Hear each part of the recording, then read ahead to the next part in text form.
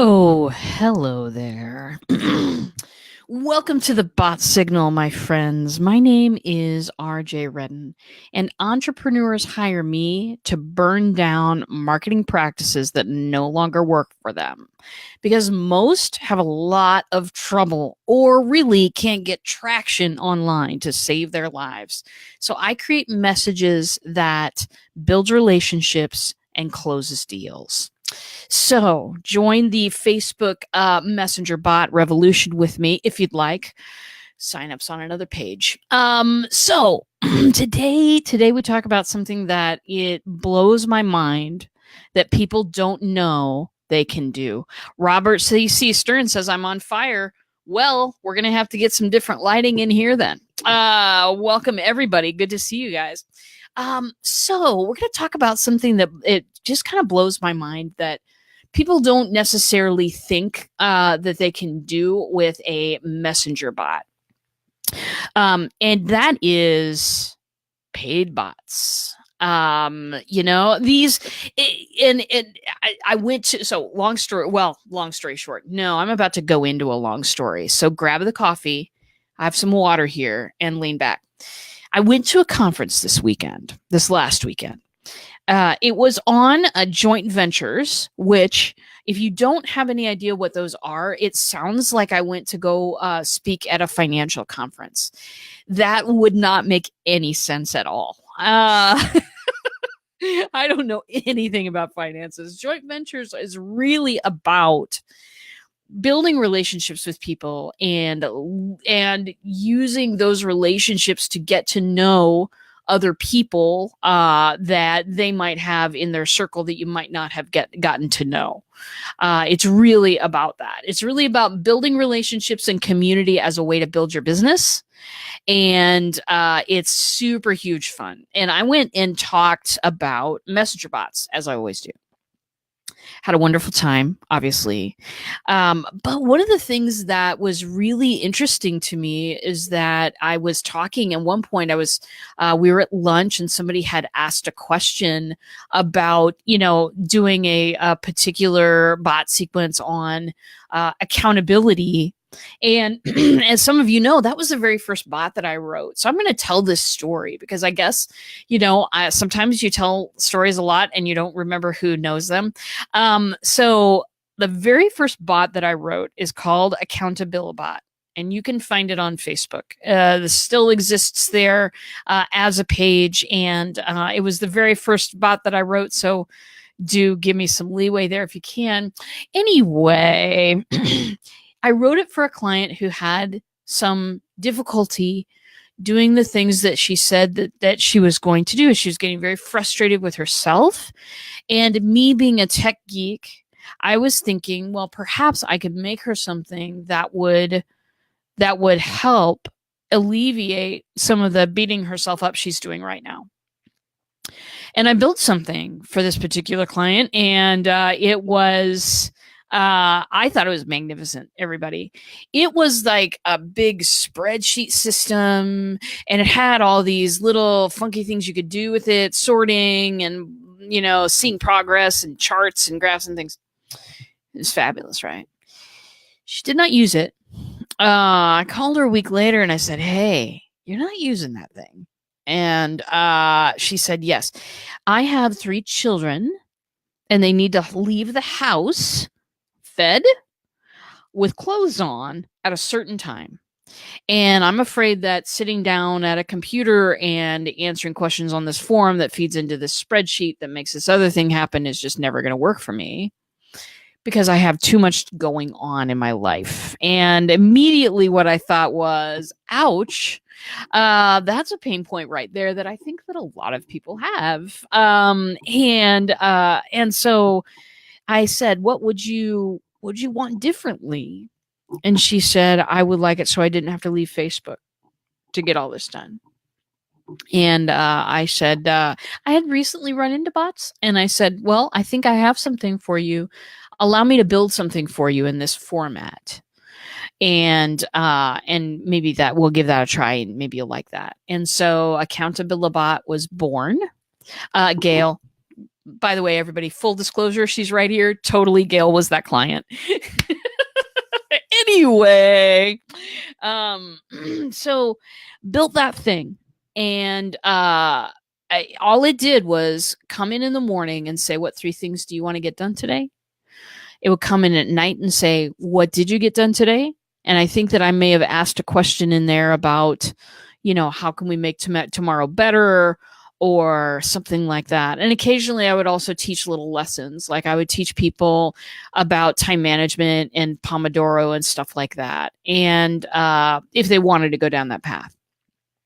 So, I wrote that bot, and then she liked it so much that she suggested it for some other people.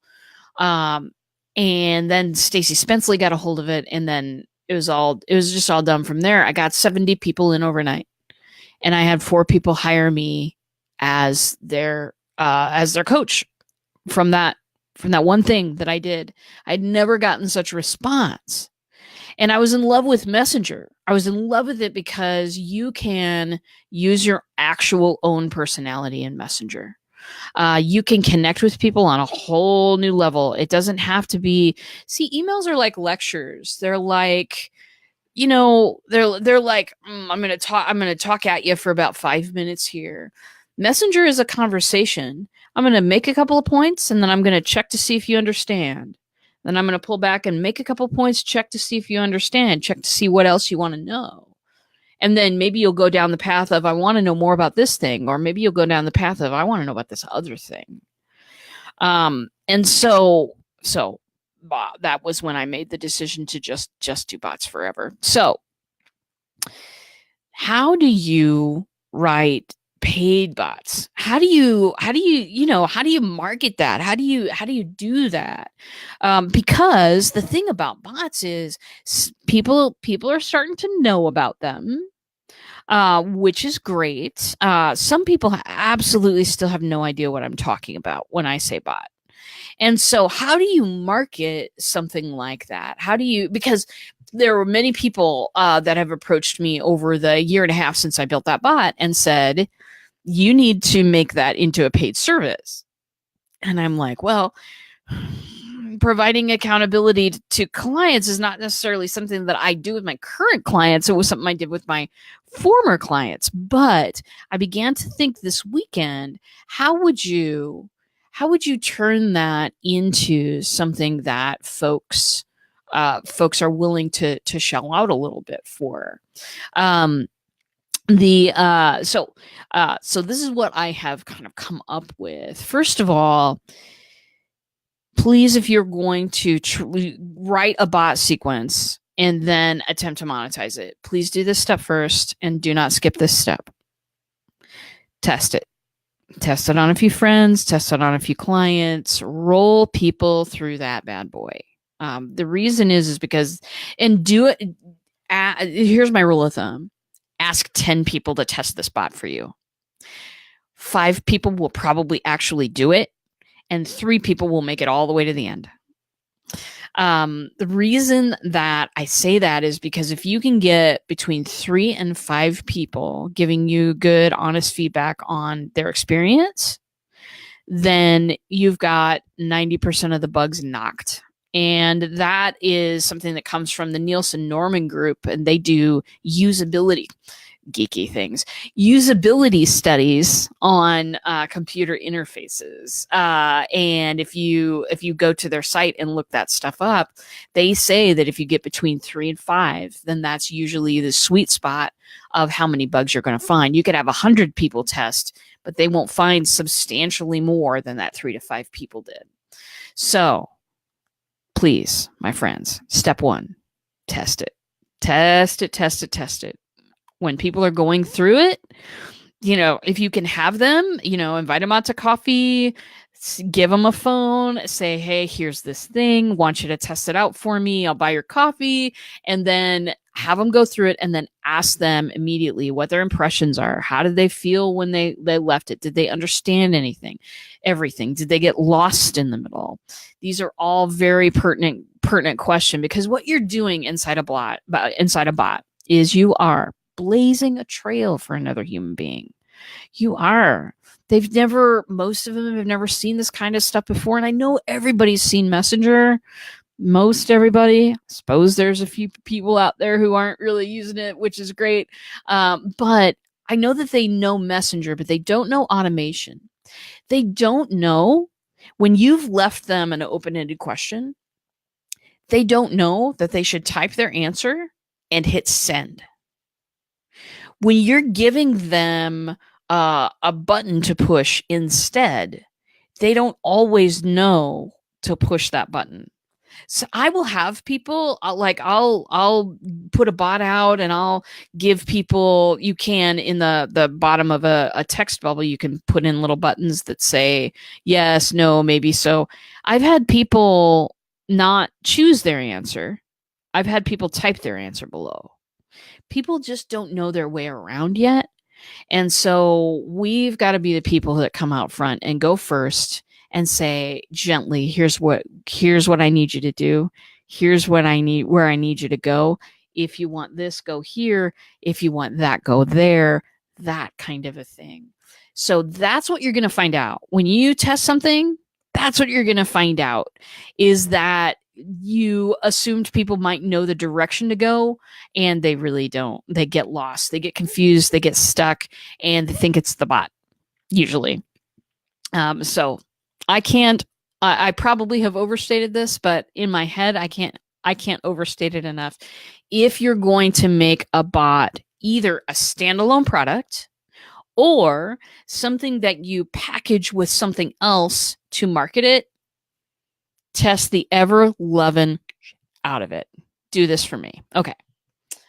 That part of that is over. So how do you then, once you have your bot that has been tested and you've made your adjustments and now you're ready to put it out there, how do you market something like that? One thing is, if you are marketing it as a standalone product, say Accountability, you wanted to do something like that for yourself.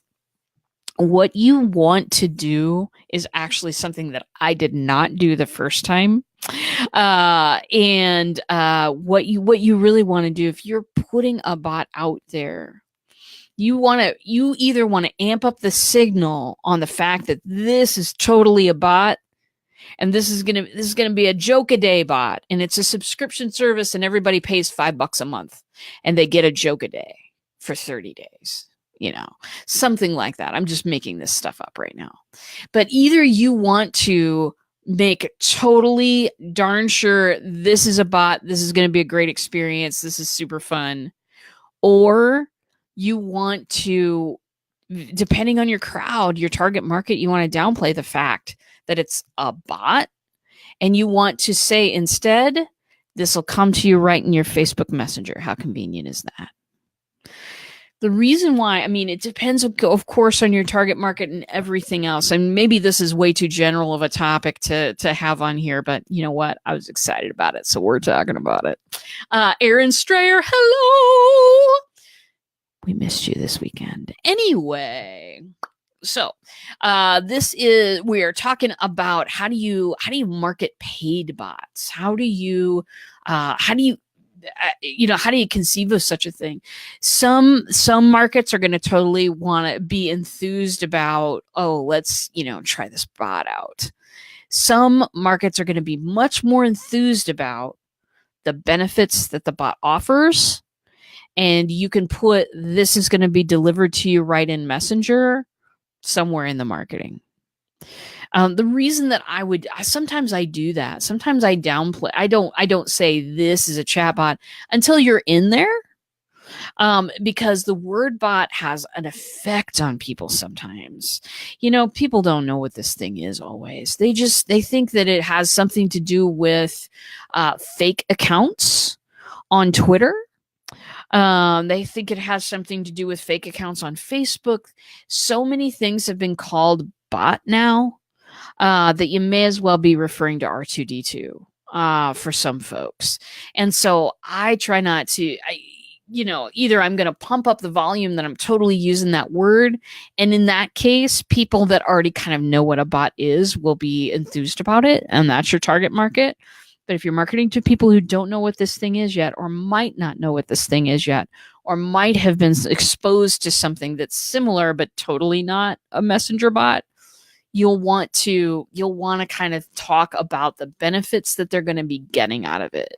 So if I were, let's take for example, so if I were going to market Accountabilibot, if I were going to say, this is a service that you pay $5 a month for, and you're going to get check-ins every single day for as long as you're on the service, then what I would do is I would talk about the benefits up front.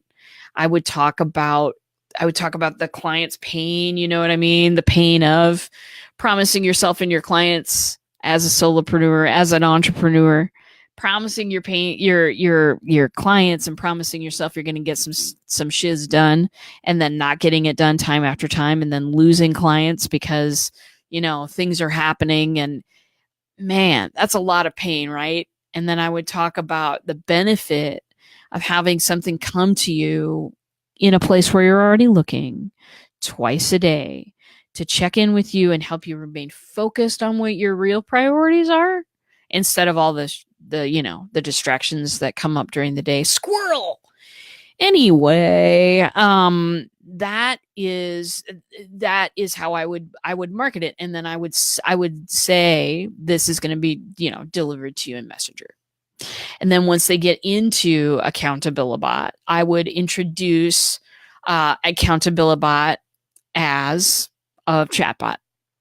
That's if you're going to do it as a standalone service, you're going to get a heck of a lot further thinking about their pain and what's the benefit, what's in it for them. You're going to get a heck of a lot more out of it that way. A lot of people too. Oh, Teresa's got a comment here. I try to downplay that it's a bot and upplay that it's content delivered directly to them. Yes. That's a good point. I want to talk about that for a second. There's a lot of content coming to us all directly, right? In our email, in our messenger, everywhere, pretty much, right? And that's fine. What is especially nice about Messenger, and this may be a point that you might choose to upplay somewhere in your marketing copy for this, is that you're not going to get, it's absolutely freaking impossible, unless you have 2 Facebook profiles and you're both subscribed to the bot, you won't get double, triple, quadruple messages for the same thing. I know that I have a lot of email addresses. I do. I use them for all kinds of things. I'm a tech geek. Don't even ask. But there are times that I get multiple messages from people. That doesn't happen in Messenger. You get the message one time. So anyway, that's just a little value add. Did someone say squirrel? Oh, I said the squirrel word. Stephen Healy, there's so much to talk about from that conference. You need a book for an hour or something, because that's just going to have to be the way that it is. Anyway, so that's one subject. That's one topic. How do we market that as a standalone service? How do you throw out your shingle as providing that kind of a service? How do you market that? How do you, what do you emphasize? One thing too, if you are going to do a standalone service, please support that service. A lot of people getting into bots thinking that it's a set it and forget it. Ron Popeil, you know what? We are not making barbecued chicken. We're not. We are helping people. So if you are thinking about doing a standalone service, price it so that you can support it above the bar of resentment, which Coach Jenny always sets. Coach Jenny, if you're out there, this topic's for you. We discussed it earlier today. Anyway, Even if you're doing a standalone service, you must price it so that it's worth your time to come in 20 minutes a day, monitor what's going on, answer questions, help people when they've gone off the beaten path. Um, okay, so what about bundling it in with other services? So I think that I mentioned in the description, some people have courses out there. Some people have, everybody has a lot of different stuff out there. How do you price it? How do you package it? How do you make it a part of an existing program? So say you have got somebody signed up for like a year-long mastermind experience or something like that, where they're going to get a weekly or a biweekly or a monthly meeting. There's going to be homework between the meetings. There's going to be a whole lot. There's going to be a lot of stuff going on with it. And people, when they're thinking about buying things, they're looking at the whole entire list of what they're going to get with stuff.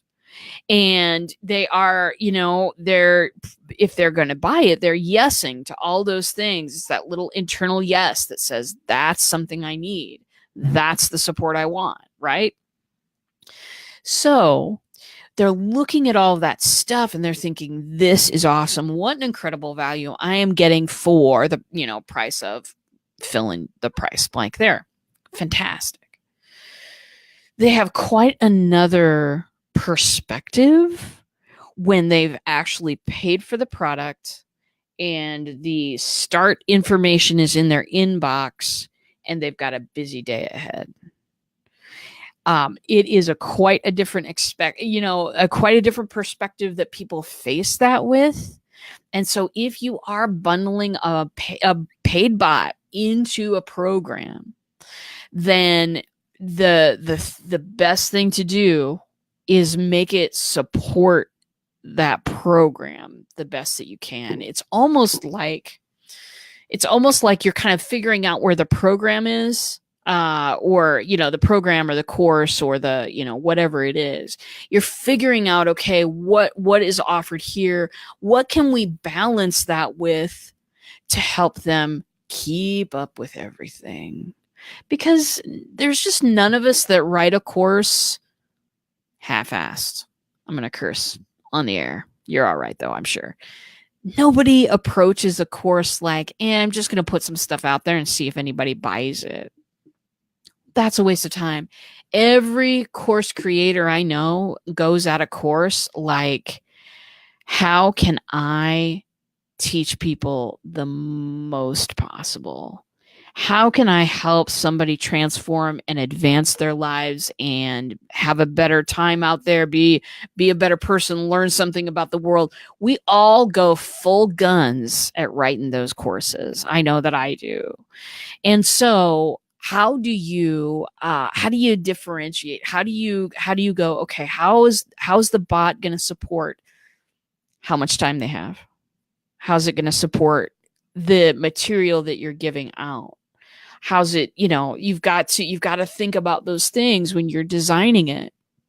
But the value of a bot, think about this. Think about if you bought a course and an online course, and the whoever was teaching it showed up at your house once a week and said, okay, what are we doing this week? Now, I know that all of you course creators out there just had a little bit of a heart failure. It's fine. Don't worry about it. You're okay.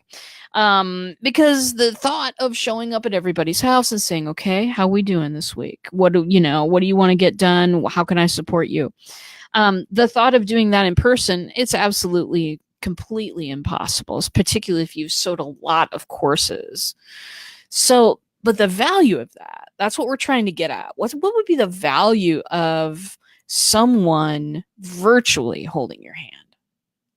And that's what that pricing question is all about. What's the value of, not only am I going to push this information toward you, I care about making sure you get it.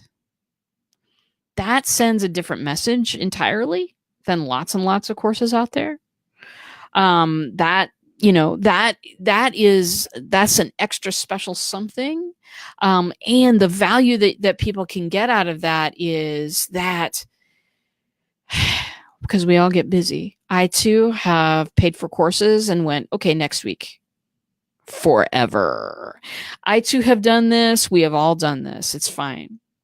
But what if I'm buying a course with the confidence that I'm going to get some accountability in there. I'm going to get follow-up questions. I'm going to get, hey, what's the biggest thing you've taken out of the course this week? Tell me right now. If I'm signing up for one of those experiences, I have a hell of a lot more confidence that I'm going to make it through to the end. And if I make it through to the end, I'm going to rave about it to my friends. And that, my friends, is so much better than any click you'll get anywhere for your whole life. It's the truth. Now I've got some messages, so I'm going to read them. Erin says that I am making her laugh. That's what I'm here for, Erin Strayer. Personal entertainment, yes. I am so full of that today. I'm on fire today, you guys. I've been on fire all day. I think it was that conference that I went to, that Jay Fazette and that Jane. They're powerful people. Okay. Teresa says, and I'll chin up for this one. This is my chin up bar, everybody. This is something I need to work on. I use the bot to send free content, but I also invite them to explore programs and services. I'm not sure how well it supports the program, though. So let's talk about that for a second. That is awesome. Isn't this funny? We're be-living it, everybody. They're doing the thing where you can't get rid of comments. Oh, okay. Very good. I got it that time. Teresa also says, I try to send small bits of content that are usable right away to get results. Okay, so excellent. Now, how do you follow up with that? So for me, sending an action is great. Sending it in bite size, 10 to 20 minutes. 15, if you can cap it at 15 minutes. Any exercise you ask them to do, total of 15 minutes a day.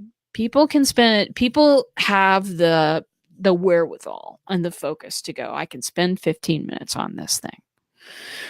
If you give them a lot more than that, then they're going to go, can't, we got to be over with this.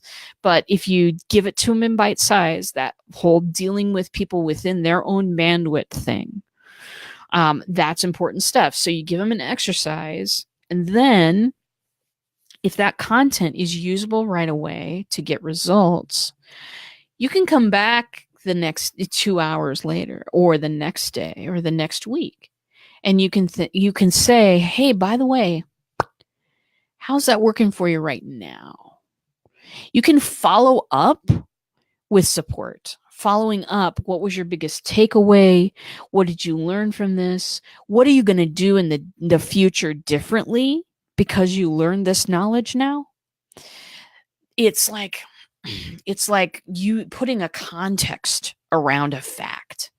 When we're passing on knowledge, we're passing on facts. Fact. Well, at least what we think are facts. Not everything you read is real. Anyway, we're passing out, these facts, and sometimes they build on each other and sometimes they don't. But giving that fact context. This is the what. And this is the context around the what. This is the why. This is all the other 4 W's. There's also an H in there. Anyway, this is the job of the bot. Is the course, that's the facts. The context is how people relate to those facts and integrate that into their normal, regular pattern of thinking. If that makes sense, nod. I'll hear you. Anyway, very good. Oh, we got more comments. Oh, yeah, absolutely. I love doing lives. Tuesdays, Thursdays, everybody. I absolutely love doing lives, and it makes me so very happy. Jenna says, I need this reminder right now as I'm building mine out. Oh, absolutely. And I get you. I get you. It's so easy to kind of get into that facts mode, right? Where you're just going, dropping knowledge piece after knowledge piece. Having been a university instructor for a while and having participated in an awful lot of education in my life, 2 master's degrees, babies. Those don't come easy. I can tell you that knowledge without context eventually just drops on the floor because I haven't learned why. I haven't learned why. I don't know. And so when I'm asked to recall that particular fact, either I have to just straight up memorize it, or it's not even bothering to appear when I need it. Jenna says, or into a flow where you don't get to the point quick enough. Oh, absolutely. Very good. So if you are thinking about a paid bot, think about if you're bundling it as part of a course. Think about what the support that you would want for that course. Meaning, if the course instructor were to come to your house, what kind of support would you like to have? What kind of accountability stuff? And people really get into a lot. I've noticed that 90% of people out there right now are using bots for, hey, reminders to attend live events. And I totally get that. I've made that mistake myself. Do not think that there's not poop on my shoes, because there is. But you can even use accountability reminders to get people to open up about where they're at, to figure out if they need more support. Sometimes they need less support. That's good too. We just talk to those people less. It's fine. But if you're bundling as part of a course, think about where people are going to need checks for understanding. Know what I mean? You see what I did there. Where are they going to need checks for understanding? Where are they going to need reminders of what the next step is? One of the tough things I think about courses and course software in general is that you get in and there's 80 things to look at. There's just 80 things to look at. And unless somebody has time right then, they might not even vaguely explore all the possibilities and alternatives. They might just, go to one place, and, if they go to anywhere at all, if they don't get too overwhelmed. But that's one of the things that bots can help with too. That you can get them to that mastermind. You can get them to RSVP, so you can know how many people will be in the seats. As a course instructor, if you have something like open office hours or something like that, you can design that bot around what would the very best support be for a student going through this class. What do I want to know? Where do I want to check to see how far along they are? How many times do I want to say, hey, if you're not as far along as you'd like to be, it's easy to catch up. Get on my calendar. So offer them more than just, hey, how are you today? Offer them an opportunity to give you feedback on how things are going. Because for me, feedback, all that means for me is I can now make it better for everybody else who ever takes this class. And I love those opportunities because I'm not going to see it by myself. If I look at my own course, there's a lot about courses today, isn't it? If I look at my own course, I'm going to think it's awesome, you guys. I'm going to think it's awesome. I'm going to go, look, there's genius right over there and right over there and right over there. Fantastic. When somebody else looks at a course and they see clutter or they see confusion, which is usually my deal, because I forgot to, I've assumed everybody knows something. When other people see that clutter and confusion, then I can pick that up. There's no need. Do you remember in college? Maybe I think they still do this, but when they used to at the end of the semester, they would hand you a sheet and they'd say, fill in these bubbles and this name here, and this is anonymous, and your instructor will never see this, and we're gonna type out all the notes and all of the stuff, right? Why does that happen at the end? Wouldn't it be better if it happened in the middle of the semester? You know what I'm saying? So that somebody has time to course correct. If you write a bot that supports a course or a mastermind or something else of that nature, you can course correct immediately. You can get feedback anytime you broadcast to that person. Anytime you send something, you can ask for feedback. And that, my friends, is golden nugget valuableness.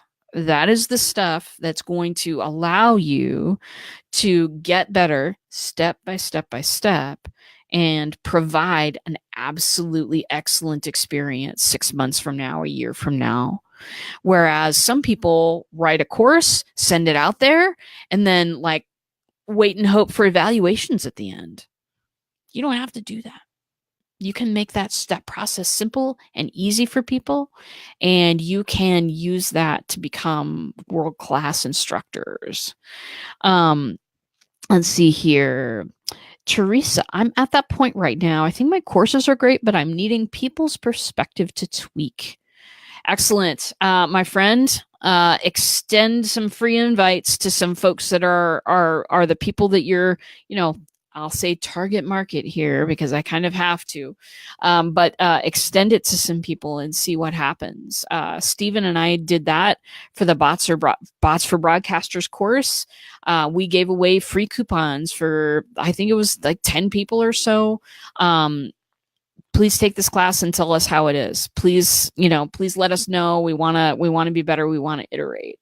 And those were our test batch. You are always going to want to test these bots as well. I know I mentioned that with the standalone bots. You're going to want to test these as well, and you may even want to doubly test them, because here's the deal. If you've got a course or a mastermind and it's got videos, it's got audio, it's got PDFs, it's got all the things, and now it's got a bot with it that provides the support and the stick-to-itiveness that will get people all the way through the course and get you some raving fans. Now you've got to check the bot against the language of all of the other things too, and make sure that the sequence of everything makes sense and that it doesn't conflict with each other. So that's definitely a thing. When you are writing a bot that supports something else, a program that you have, if you're bundling it as part of a program, know that that's one more thing that does need to be checked against everything else. But I think that the beauty of it is this. The beauty is that you are putting the next step always in a place where they're already looking. You see, even to get on a class in Thinkific, which is where mine are, you have to whip out your phone, go there, and then you're getting what you need. You can take a class from a phone on Thinkific and most of the major platforms. That's not a problem.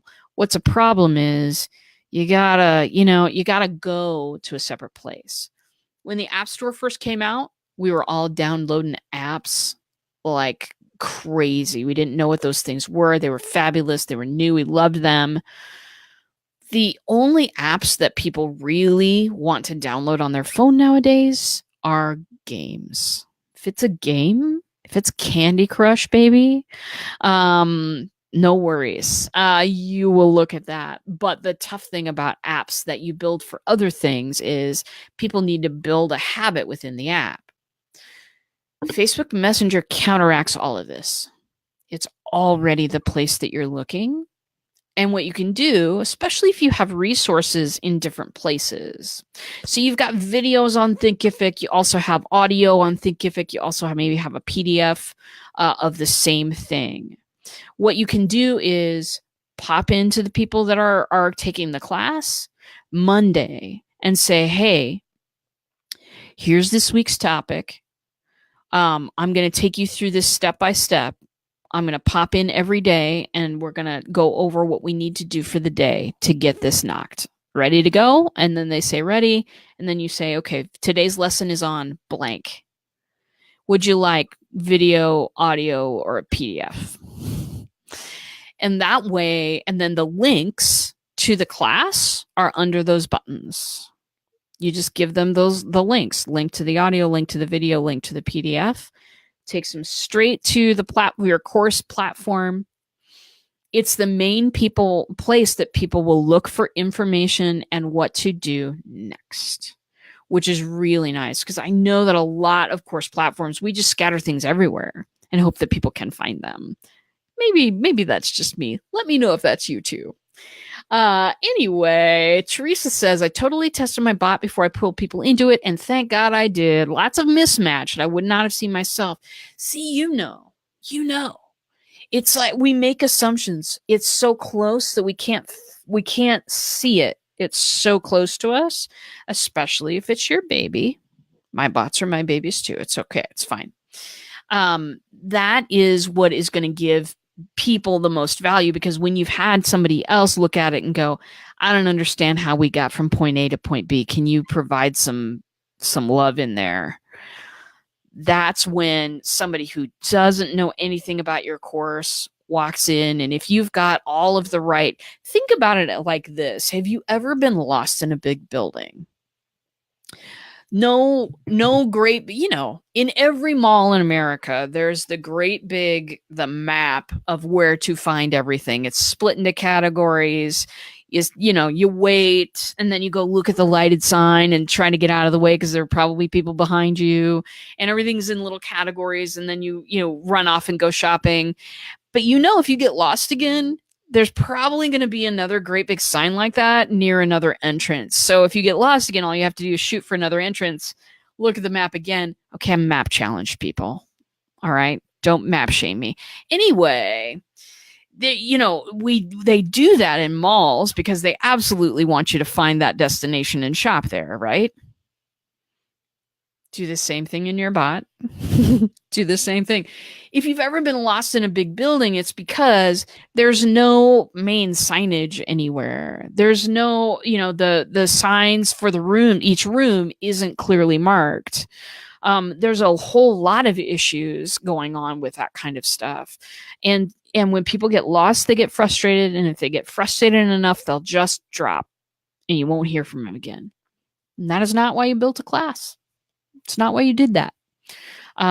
So yeah, do test. Testing it's just vital. It's vital. And sometimes it's really, really hard to go back with new perspective and fresh eyeballs and look at an entire experience. So enlist your friends whenever you can. I sure do.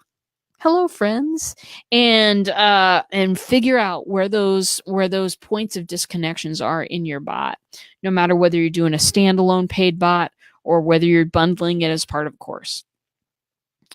Now, one thing that I want to say, if you are bundling it as part of a course or a mastermind or a thing, make sure that you price that.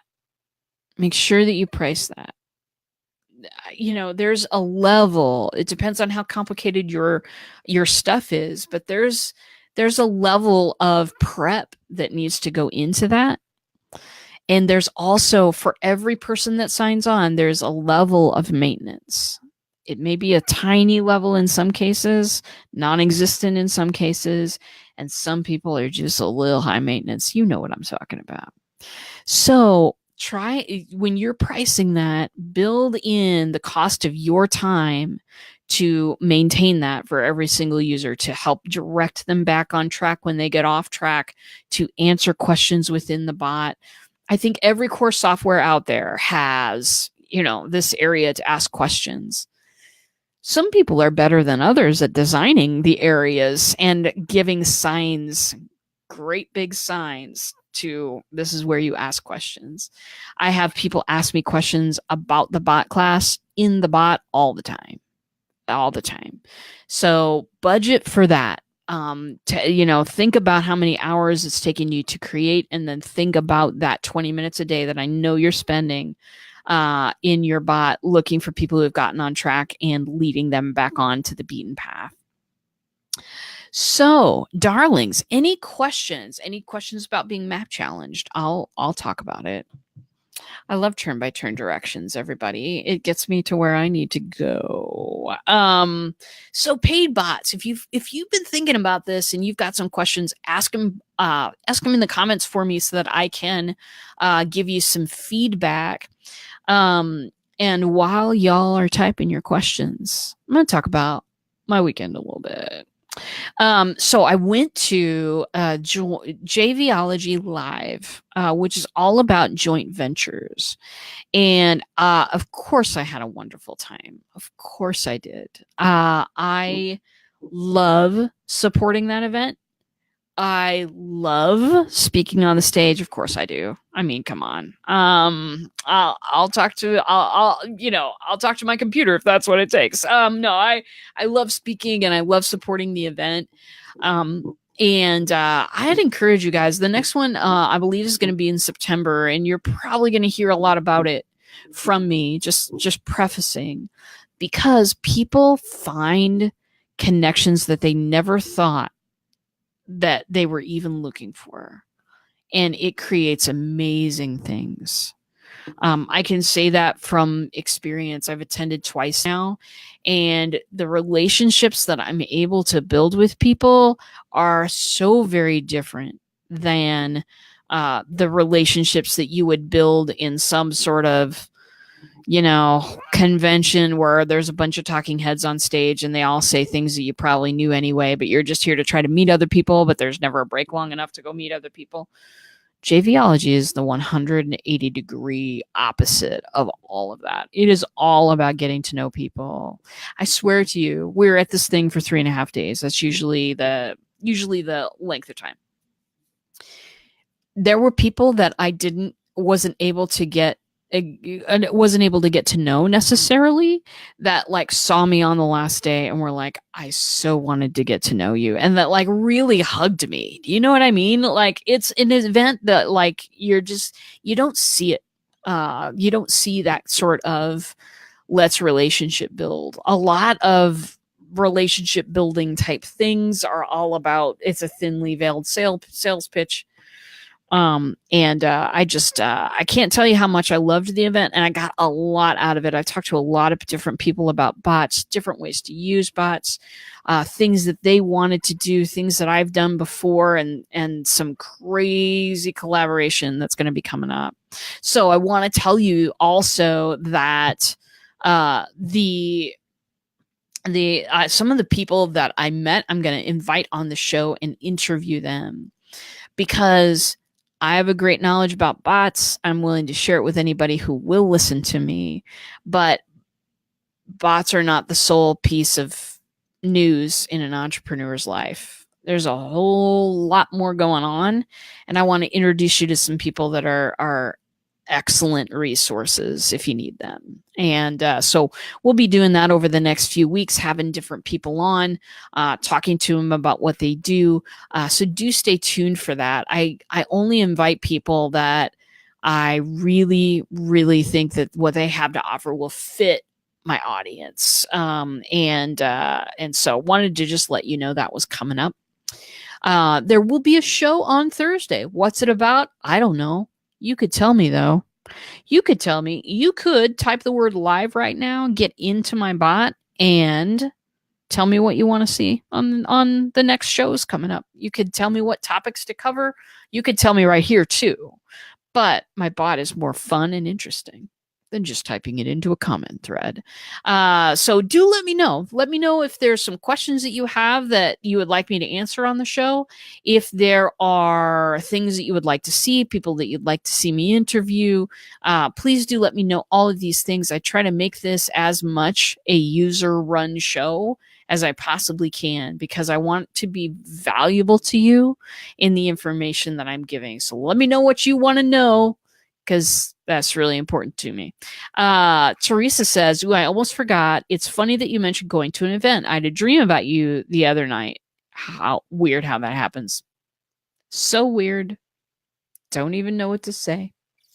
Very good. Well, my audience is the best. By the way, if you're catching this, you may want to also catch my podcast, which is on Anchor. It's called The Bot Signal. See what I did there? And you might want to catch that.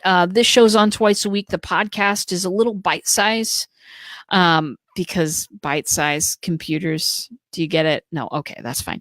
But it's little snippets of stuff. 5 to 10 minutes long is usually my podcast episode and length. And I do it 2-3 times a week generally. So you can get through most of those and sort of get a sense as to what we're talking about here. Some people really like that podcast stuff. There's of course the live stream right here. And if you ever want to have a conversation with me, get a hold of me. My website is there, but I'd rather have you inside the chatbot. I'd rather have you talking to Spinning Dragon because that conversation is much more engaging and will lead us to a place that we want to really go. Okay, Teresa had a dream about me. Well, that's a very interesting dream. Very good. I've been to Florida exactly one time. It was hot. Anyway, had a real good time at the event, and maybe I'll see some of you there next time in September because it's going to be a great event, and I just want to pass that knowledge to as many people as I can. Plus, it would be super cool to meet some of you. So that's all I got for today. Thanks for tuning in. As always, I hope you have a great day out there. Do be careful. Be super nice to each other, and I'll see you in a bot.